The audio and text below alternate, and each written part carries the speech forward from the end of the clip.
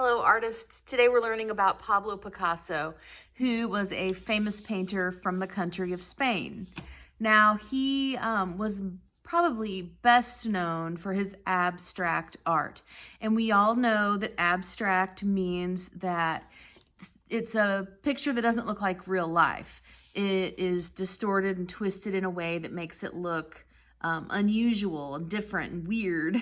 So he had a special way of making abstract portraits, which I showed you on the lesson. And I'm going to demonstrate how you're going to use that same style to make some artwork. So let me position my camera down. And speaking of the lesson I posted, I hope that by now you all have watched the video about Pablo Picasso and who he was. If you haven't done that, please go do that first and then come back here. Okay, so what we have here is a Picasso style Frankenstein. I love doing this project this time of year since it's October and Halloween is coming. If you were in school, we would be making this out of paper, more of a collage. We'd be cutting and gluing things. But since we're doing this at home, I'm going to have you use whatever materials that you have available to you. I used all crayons on a piece of paper. That was it.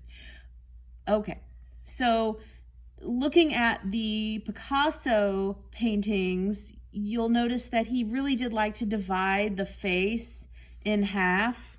And he almost made it look like the nose, and then sometimes even put like a mouth, to where if you're just looking at half, it looks like someone's looking to the side, right? Okay, and he liked to do the eyes different ways. Like this eye is looking over to the side and probably should be over here. And this eye is looking straight ahead and should probably be over here. But since it's a Picasso, I reversed them to make them look kind of abstract-y. I did the same with, the ears. I made one up here and one down here.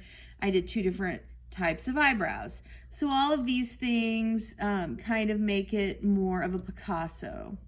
And Frankenstein is kind of a green color, so I used the two different shades of green since the face is divided. Okay, so let's see how to do this. I'm just going to use a black crayon to draw. You can use a pencil first if you want. You could use a marker. It's your choice. Okay, I'm going to get the hair in there first, and I'm going to draw some zigzags and then come over like that.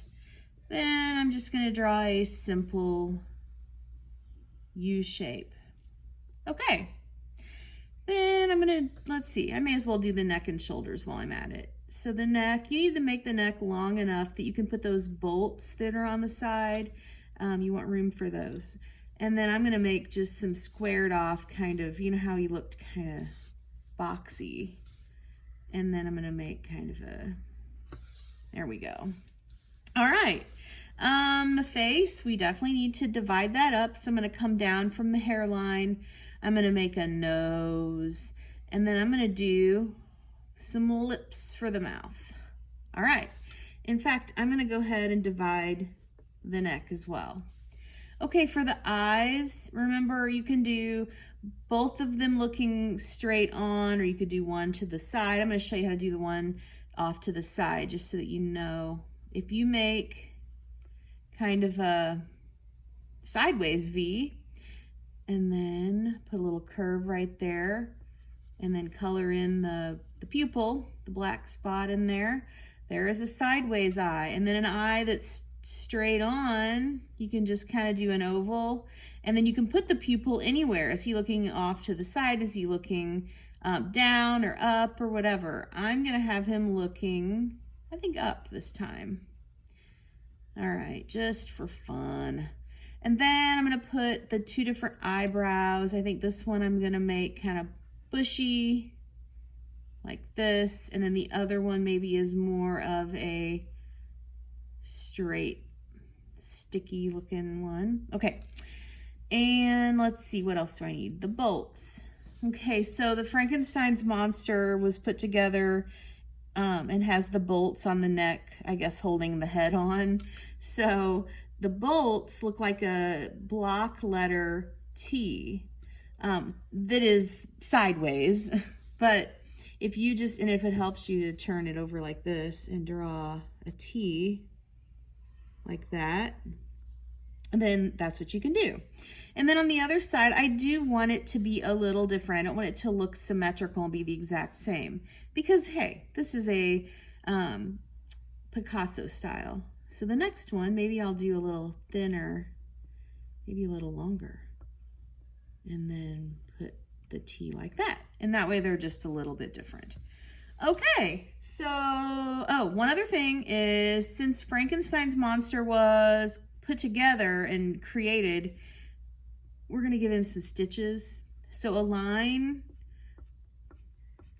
with some little cross lines through it, and you can put the stitches anywhere you want.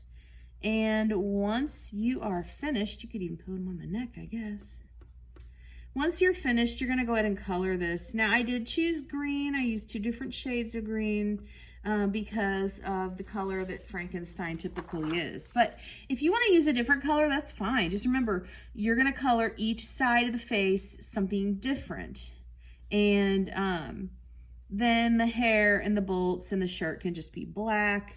The background, I did go ahead and color. I thought it looked too plain without it. It just took me maybe 2 minutes to just sit here and color the background really quickly. I thought that the purple kind of made the green stand out. So think of a good color for whatever you choose to color your face. Take a picture, send it to me on Seesaw, and have fun.